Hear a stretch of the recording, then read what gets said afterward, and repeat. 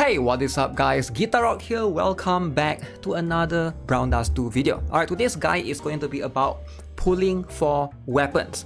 I know this video is a little bit late, but trust me, I've been trying to get this video up, but I don't know why YouTube keep trying to take the video down. It is a little bit frustrating. Hopefully this one is fine because I edit some of the parts out.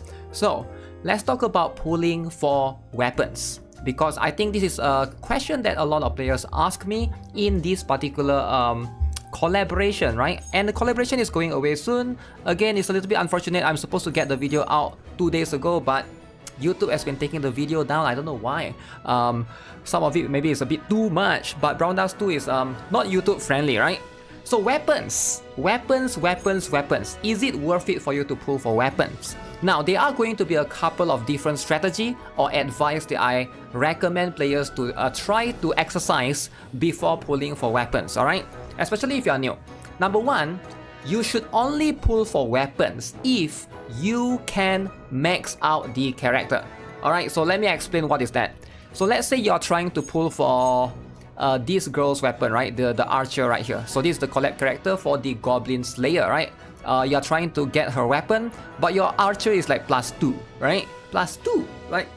If your archer is +2, your idea is any investment should go into getting her plus up, alright? The gears are less important. Once you max them at +5, then you can consider pulling for weapon. But if your character is like +1, +2, even they are +3 or +4, you ideally want to get them to +5 first, alright? That's like, I feel like that's like a no-brainer, but hopefully you guys are aware, you shouldn't prioritize on weapon. Weapon should be something that is a luxury thing once you get them up to +5. The reason why is because you can basically craft weapons, right? And basically they are pretty much free. I will show you guys some comparisons shortly, but ideally that's going to be number one rule that I think most players should know. Number two, ideally, alright, you should only pull for the weapon if the weapon is on the weapon slot. Now, what am I talking about, right? So let's talk about Brown Dust 2 gears as a whole. So every single character in this particular game, right? We got the weapon in this weapon slot, and then we got the armor piece in the armor slot, and then we got the headgear, right? The headpiece is this one, and then this is the this is the helmet. The helmet is this one, my bad. This is the accessory, alright? And this is like the gloves or the hands, right? So you got 5 pieces for you to slot in, right? Now, not every character's exclusive weapon or exclusive gear is going to be in the weapon slot. Let me give you guys an example, right? I think one very good one that I would say is going to be Helena, right? So first of all, Helena, you can see hers is going to be on this exclusive gear. It's not on the weapon slot. It's going to be on the helmet. I guess this is like the helmet. This is the accessory helmet slot, pretty much, right? But you can see if the character is on helmet slot, generally they tend to be less useful because the main stat are usually going to be something like HP %, and then the substats is going to be like either magic resist or defense % in this particular slot. So in most cases, you don't want to be doing that, alright? You ideally want to be pulling for the weapon in the weapon slot. Hopefully that makes sense, right? So there's a lot of characters in this game that they are going to be in those cases, right? So right now in the Goblin Slayer collaboration that I'm going to use as an example for you guys, right? So this is going to be a weapon slot, alright? So basically you can just click on this, and then you can basically see, because this one is going to give you the DPS attribute that you need ideally, right? This one is a weapon slot as well that I managed to get from free pools, by the way, alright? This one is a weapon slot as well, and this is a weapon slot as well. So these are all pretty good pools, alright? So rule number 3, alright? The slots, very important. Pay attention. Dupes first over weapon. Number 3 is going to be, ideally, you want to also look at if the character is a DPS character or not. Alright, ideally, I would recommend pulling for DPS characters. Alright, so if you are pulling for exclusive weapons, ideally DPS characters, somebody that does damage, main DPS is going to make the most sense. You don't want to be pulling for support characters. Alright, so good example would be something like Diana, right? So hers is, again, this is going to be her exclusive gear, right? White pixie right here, and this one just gives you more survivability. And in most cases, you don't need survivability. You ideally need more damage in Brown Dust 2, right? Brown Dust 2 is a very one-shot heavy game. If you're playing in like normal campaign, you're playing in tower, you ideally one-shot the enemy, or they one-shot you later. Alright, you don't get like round 2, round 3. Ideally, in most cases, you don't really go to round 2, round 3 in most normal circumstances, except for in raids. But in raids, usually, you know, the boss won't just one-shot you even at higher level raids. You just gotta like, you know, place the characters accordingly and try to equip proper gears, right? So that's one thing to consider as well. So there's going to be a few characters that you doesn't follow this rule, which the gears, the exclusive gears are not recommended, right? One example is going to be Diana. Number 1, she's a supporter, she's not a DPS. Number 2, her gears is not on the exclusive slot, right? So one more good example is Dalvi. Okay, I gotta be careful before I show this because Dalvi is always censored. Okay, so Dalvi's exclusive gear is going to be her hairpin, which is going to be this particular one, which is going to be the helmet pieces, right? The helmet piece, the problem is, this one is fine, right? The exclusive attribute, but this particular stat right here is HP% and magic resist. You can never change this. Every helmet is going to have this defensive stat, right? So it's a little bit of a waste actually to pull for weapons that specifically belong in this category, right? So the only one ideally you want to pull for weapon is going to be for the weapon in the weapon slot, right? For example, like Sacred Justice 1, boom. So you can roll for crit damage and attack, and then this one is going to give you offensive stats as well, and then you get one exclusive attribute. So that's pretty much what it is. So ideally, that is rule number 3. So rule number 4, I've mentioned this plenty of times before. What is rule number 4? I think all of you guys can guess it. Never pull for weapon until preferably the last day of the banner. Now, why is that? Simple.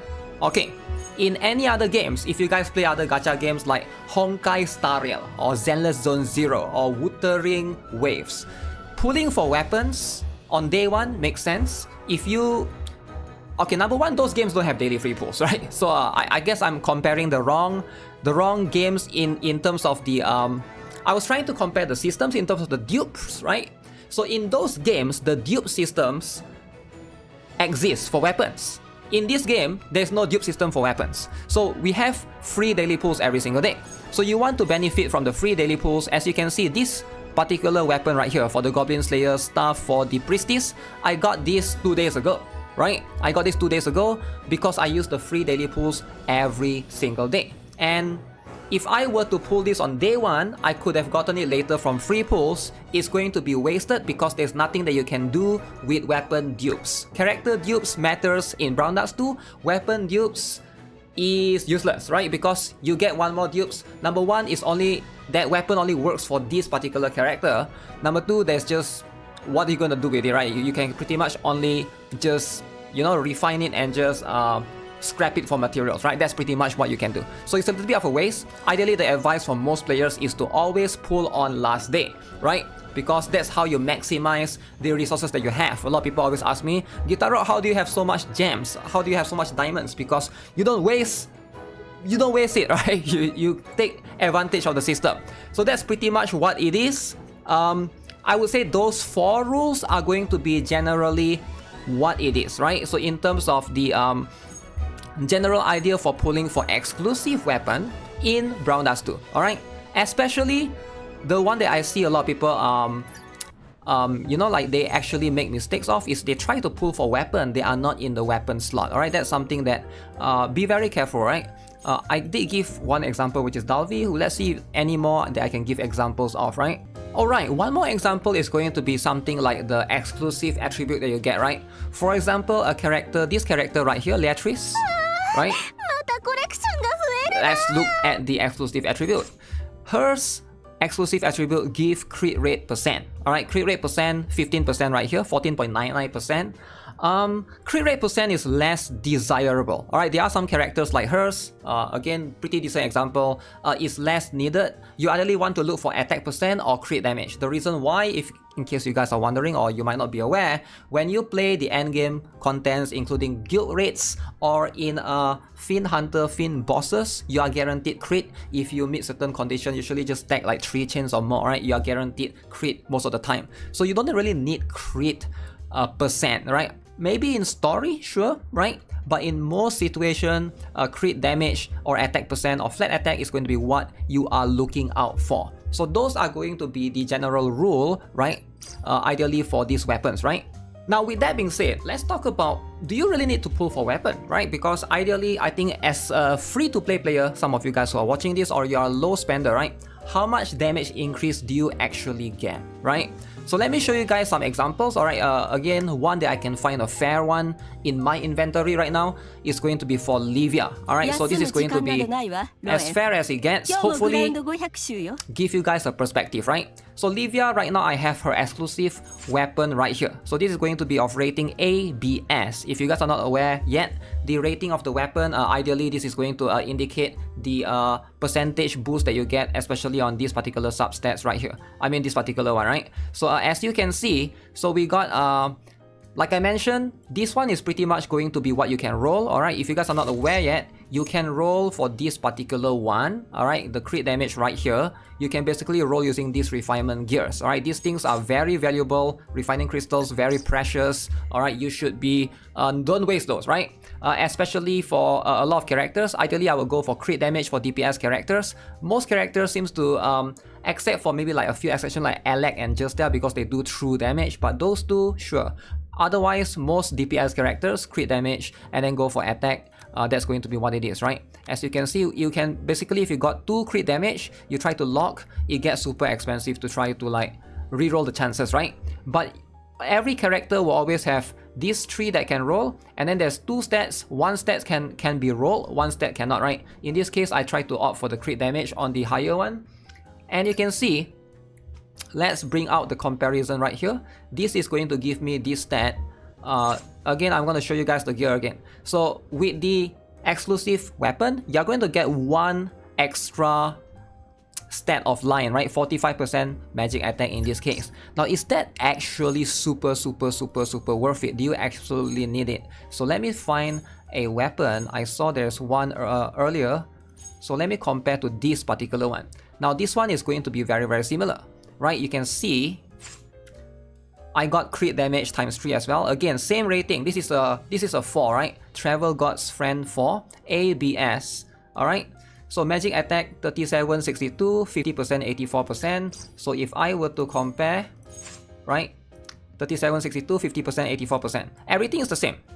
Except for the exclusive gear is gonna give you the extra line, right? Magic attack in this case. So some exclusive gear give you crit damage percent, some gives you maybe flat attack like LX1. So just look carefully for this exclusive attribute. Like I mentioned, Leatrice one was crit rate percent, less valuable, right? If any gives you like crit rate percent and stuff, less valuable, but in most cases, this is going to be what it is. So how much are you actually losing, right? If I were to compare these two, you're pretty much losing about 200 attack, right? That's pretty much what it is. Now, if it's a crit damage, maybe you're losing like 80 to 90% crit damage, but it depends on the gear itself.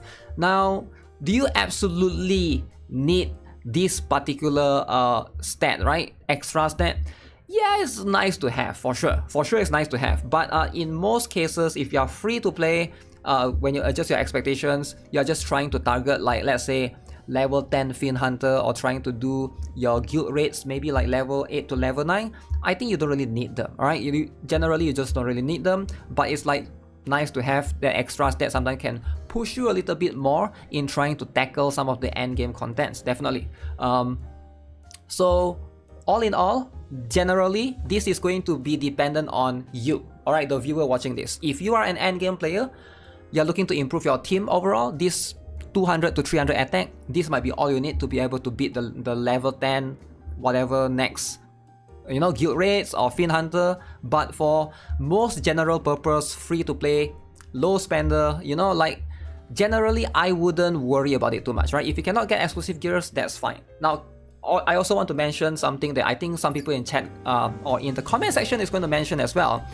When you go to your bag, there's this, not bag, when you go to your collection, Alright, there's this collection for your gears as well. So you are building up your account as a whole. If you pull for some of these weapons, they will give you each of these is going to give you 0.24% of your stats right here. As you can see, I have maxed everything except for the HP. But if you care about the collection buff, sure, right? You can see right here, this is going to be collectively what is going to improve your account as a whole as well. But I do think that, you know, even if you're free to play, right, you just play the game slowly, you just do daily free pulls every single day, because Brown Dust 2 is a very generous game, right?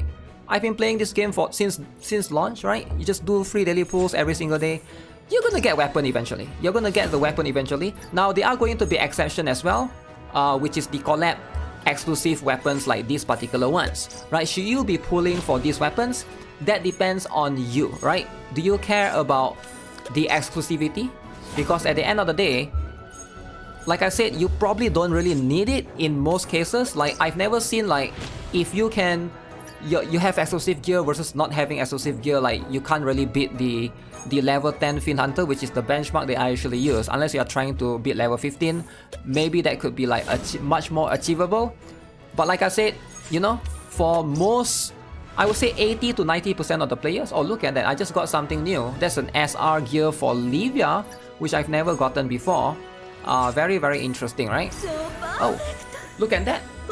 Free daily pull. This is why Brown Dust 2 is a very generous game, and you gotta take advantage of this system. And that's a new character for me. Oh. Okay, I haven't maxed her, so I got her up to +4. Just like that. Just like that, right? So always take advantage of the system and understand how it works. So therefore you you know, you get to be a better player. So I hope this video helps you guys in making better decisions about exclusive weapons. And if you guys have any questions, again, let me know in the comment section below. I'm trying my best to you know, do as many guides as I can, because June is going to be a busy month. So try to be patient. I'll try my best. And you're constantly trying to fight with YouTube as well. YouTube is constantly, you know, like age restricting these videos, man. But regardless, subscribe, give this video a like, turn on the notifications as well. I'll see you guys soon, right? Have a nice day. Goodbye.